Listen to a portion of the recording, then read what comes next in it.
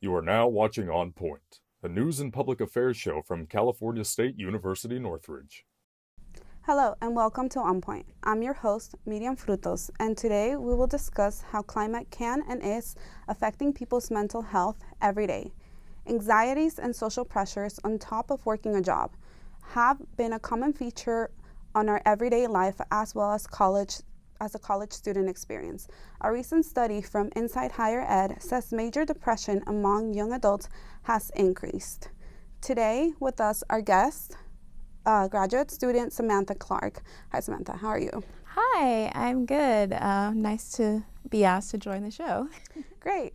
So you mentioned you had been going through some issues and that you really want to open up about talking about the topic. Just kind of guide us through what you've been experiencing lately. Well, I'm recently new to Los Angeles. I moved here a year ago, and a few months in, I actually kind of retract on my anxiety journey. I started having my panic attacks again, my anxiety attacks, and it was really my body still acclimating to this new environment. My old school was in a really quiet town, and being in LA where everything is bright and shiny and coming at you at a fast pace, it really set me back. But I was really grateful for the job that I had worked through the insurance. I have an amazing therapist who I talk to every week. I had amazing doctors that helped me find the right levels for my medications that would really help me, and also take time to really thank myself, because I took the time to find what comforts me and really just be able to use that in helping me get through the day, honestly. And then you mentioned you were going to see a therapist. Is that through CSUN, or is that more of a private insurance type of thing? It's more of a private insurance, but I actually have been to a therapist here at CSUN. Wasn't my favorite experience, I'll be honest. I came to school a bit earlier. My classes are at night. I came to school a bit earlier, and I just started having a bit of a mental breakdown. And my first thought was, okay, CSUN has a mental health department at their health center. So I called, and the only way that I could have been seen that same day was if it was an emergency. And I'm not sure if I maybe lied and said, yes, it is, because I really needed to talk to someone. But it felt a bit disheartening to know that if somebody's going through something at any moment, that they wouldn't be able to go and talk to a mental health care provider at their school just because it's not titled or classified as an emergency. And then how long did it take you to get through for your personal one, to get an appointment? I've heard some people say that it's taken them a week, 2 weeks. I've heard some people say they can't get an appointment for 6 months, which also seems to be a trend. Well, I feel like the hard part at first was finding the right provider.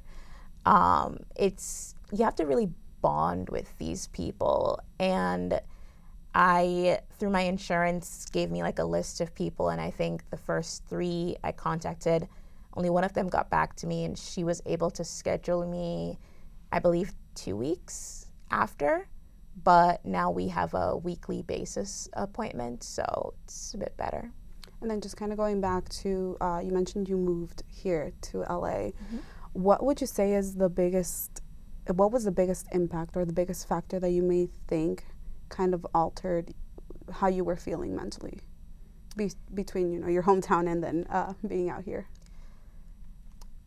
I feel like definitely it's just the environment.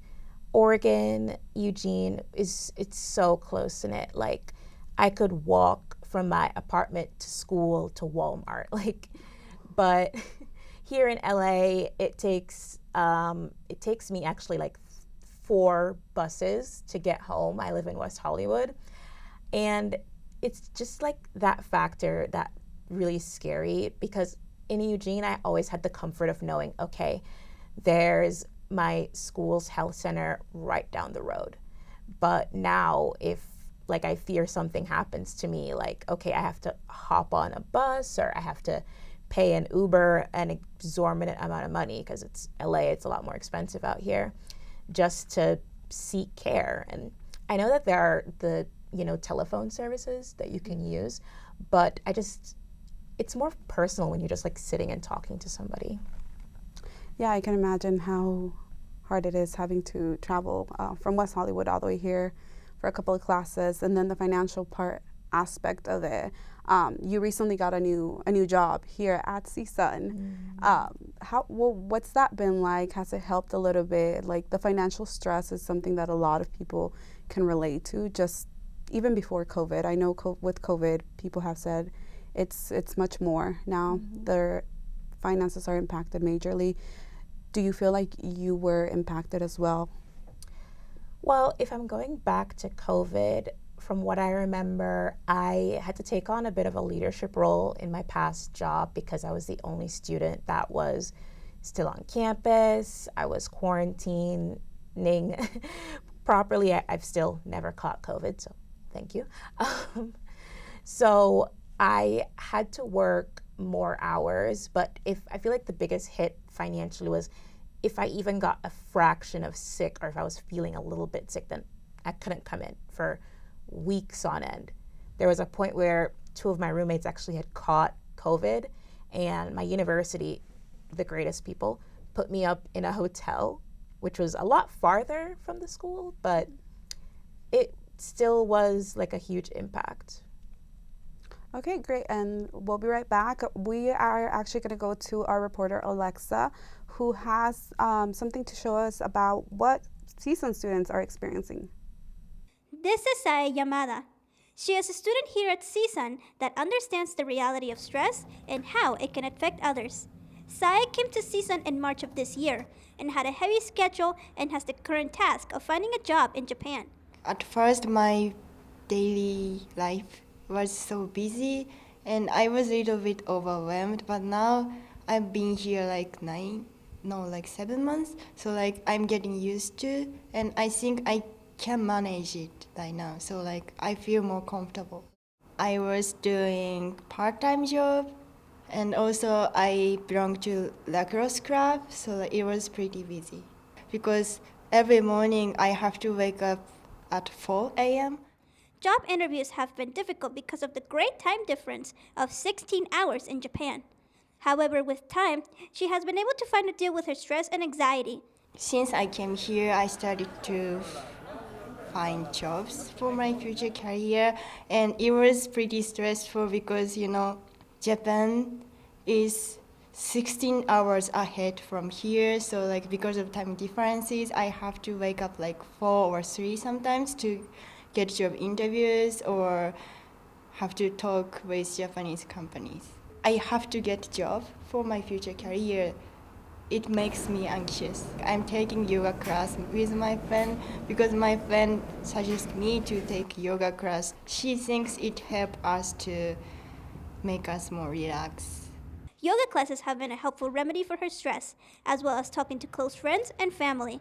Sai says that by the time that she finds a job, life will be much easier for her. And by the time that school finishes, it would also cut her a bit of slack. Reporting here from Northridge, I'm Alexa Garcia Carrasco, On Point. Samantha, we just saw one of our students here going through really across the world trying to find a job. And then we have you in our graduate program here also, kind of same goal. Do you think that how do you think this program is going to help you? And do you think that guaranteeing a role before moving somewhere is going to help with the, just being mentally stable, being physically and financially stable? Well, I'm not sure if like securing a job before moving kind of eases all that mental stress, because that's what happened to me. I had secured a job in Los Angeles while I was in Oregon. I was in a great place mentally in Oregon, but things just changed here. Okay, and we're going to take a short break. We'll be right back. You're watching On Point. I am blind, but I think? need not see. I know this road is there for me. If I'm really free. Welcome back to On Point. I'm your host, Miriam Frutos, and this is our guest, Samantha Clarke. So before the break, we were talking about how you moved out here because of a job, and then that job went away.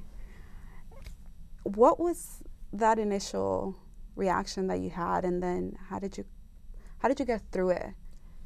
I feel like that was the most I've ever gone into depression. So I was actually forced out of my job because of my immigration status. I'm an international student, and my OPT only lasted a year. I wasn't selected for the H-1B visa process, so I had to quit my job a year or as soon as the expiration date hit. And in the upcoming months and weeks to that, I could not stop crying. Even while I was at my job, I would kind of like go off into these little corners and just cry, because it wasn't really about like losing a job. It was about losing something that I actually, from the year I've been there, loved doing. I loved the work, and it also felt like losing this kind of path as, okay, you start internship, coordinator, executive, so kind of coming off of that and losing any progress. It felt like, a spit in the face of all the hard work that I did in the past 6 years to get where I am. Wow, it was quite a bit, and there was no way that they could work something out with you, given that your track record, you'd been there for quite some time. Well, honestly, it wasn't on them. It was the visa immigration process. It's so messed up, and there was nothing that they could do. But I know that they tried everything, I'll be honest. They were amazing first company. But now I'm back in this process. Like, I love being here at graduate school, but as I get closer to graduating from here, it goes back to the scary part of it's not just the fear of trying to get a job, but also the fear of, okay, so I have this job, will they sponsor me? That is a big question for companies, because it's basically taking on the responsibility of another human. Wow, yeah, that's definitely a lot. But for now, you've found a job to kind of keep you through the next, how much longer do you have till? Honestly, I have no idea. I'm just going to say until I finish my thesis statement. So let's pray for a year. Okay, so at least for the next year or so, you can think about being a little bit more calm. And then, have you ever tried anything more like towards the holistic side of things, or any recommendations that you have for students who maybe are fearful of asking for help because they feel some sort of shame? Oh, I feel like the best advice I can give you is the more you keep it in, the more dangerous it'll become. I wasn't diagnosed with anxiety until I was 20, and that was years and years of keeping everything in. And there was a literal point where I actually couldn't walk for a while. Like, your mind is very powerful. So my legs were literally numb. And after having gone through so much therapy, I began feeling better. And it's not scary once you find the right therapist, the right person. I've been lucky that all the ones that I've spoken to have been just the most amazing at their jobs. I can't really speak to those who have had other experiences, but I would just say, don't stop until you find the right person. Great. Yeah, I'm sure that's a mission of it on its own, and I think that is something people take into consideration when seeking help. So knowing that there are therapists out there who you could build that close relationship, like you said, should definitely help out. And then now with the holiday season coming up, I know some people are in love with the holiday, bring on the Christmas lights, bring on the holiday cheer, but for others, it's a point in time where they start to feel that, especially, people who are like, you're away from your home right now. What's that like? Is this the first year that you're spending away? Well, it's actually not my first year. Since I've been here 6 years, I actually have not been home once during the holidays. And I love the holidays. I do. I'm a merry person, I swear. But yeah, it's honestly a toss up because there'll be days where I'll be happy and giddy. Oh my gosh, it's snowing and the pretty lights. But then I'll be crying because I'm all alone and there's nobody to enjoy this experience with.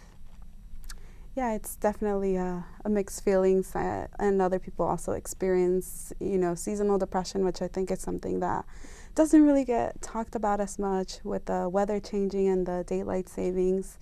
Earlier today, our team actually spoke to a couple of other students around campus, talking about what are some factors that they get stressed out. So let's just go ahead and watch on that for a little bit.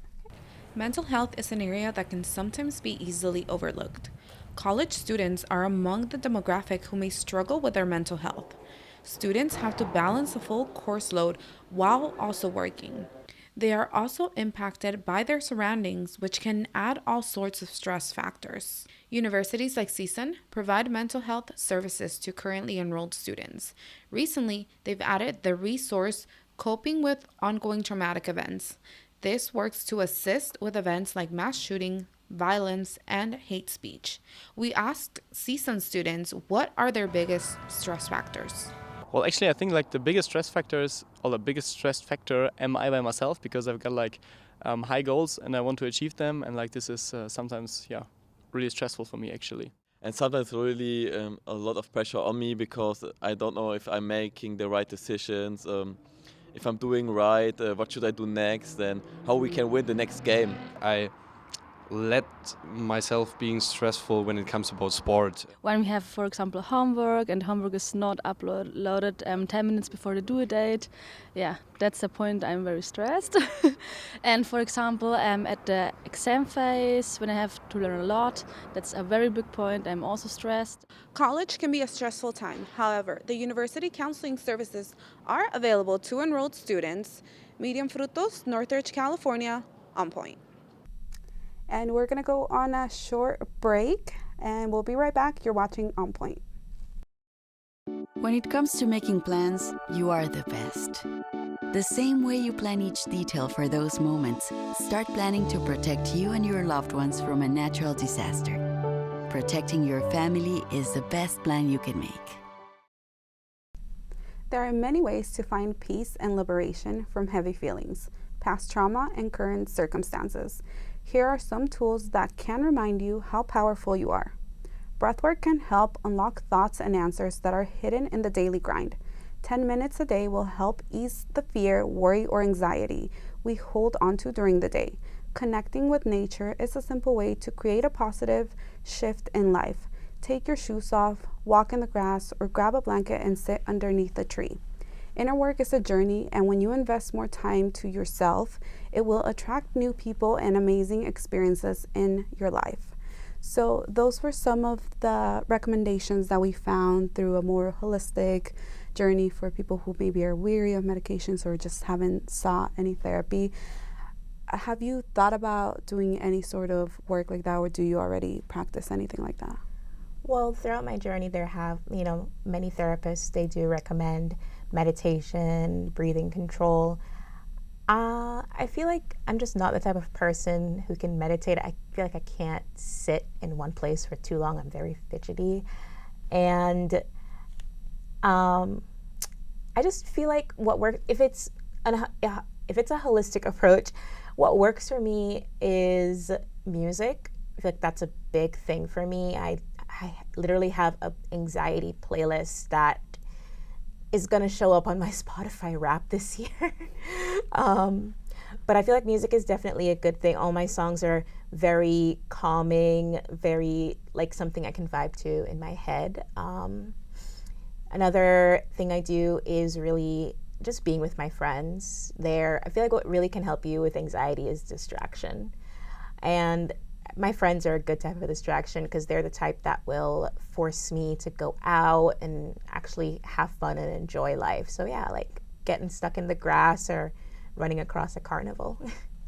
And then do you feel like sometimes you stress out a lot, or like deadlines or schoolwork in general is something that like pushes you to be at that borderline of, oh my gosh, what's going on? Oh, I feel like it's more the combination of that plus having to worry about things like your financial aspect. All right. So, I mean, that's great, especially because we're either over midterms or just getting through the midterm week. Then you mentioned about talking to friends and that being super important. Have you ever had the thought of saying like, oh, you know, maybe my friends might not want to hear about this?